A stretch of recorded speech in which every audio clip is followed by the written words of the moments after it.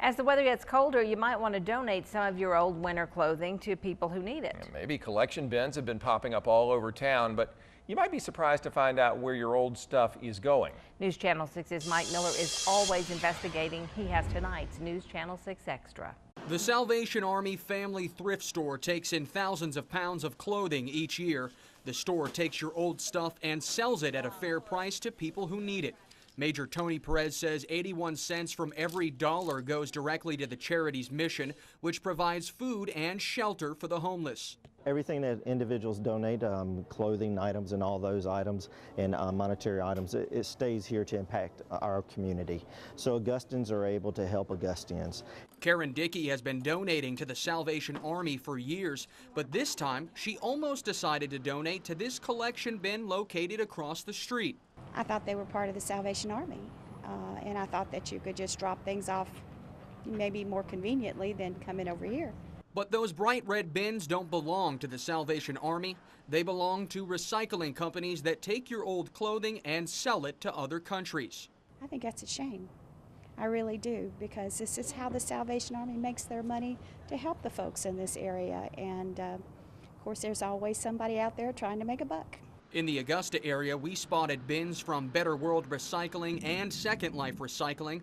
Shane Clark is the owner of Second Life Recycling, and even though his company is not a charity, he says it's still providing a service to the needy. So if the clothing or the sheets or the towels are usable, then they'll get them to people who can use those. And, you know, it's just for cents on the pound in second-hand markets all around the world. If they're not usable, then they'll process them and recycle them to different materials. But the Georgia Secretary of State's office is investigating Second Life Recycling because some of their collection bins are not labeled properly. According to state law, for-profit companies need to let the public know that donations do not benefit a charity or religious organization. But Clark says the law doesn't apply to his company because it's a recycling company. Well, when I drop off a plastic bottle to be recycled into one of their containers, I'm not donating, okay? I'm getting rid of a waste material.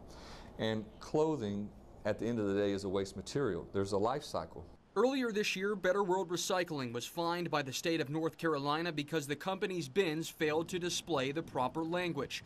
The company has since added the wording to its bins, but several business owners have had problems with the bins just showing up on property without permission. Now, the owner of this Sunoco on Walton Way tells me that Better World Recycling did ask them for permission to leave this donation bin on the property. However, she also tells me that the company is not paying her rent and that she was under the impression this donation bin supported a charity.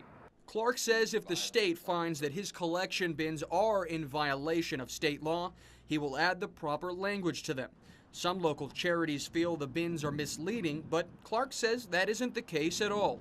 As of right now, I don't know of any other industry, for-profit business, that has to go around telling everybody, you know, we're for profit, you know, on my restaurant, with the food we're selling today, we're making money. In Augusta, Mike Miller, WJBF News Channel 6. If you want your donations to stay in the CSRA, local charities ask that you do research before you donate.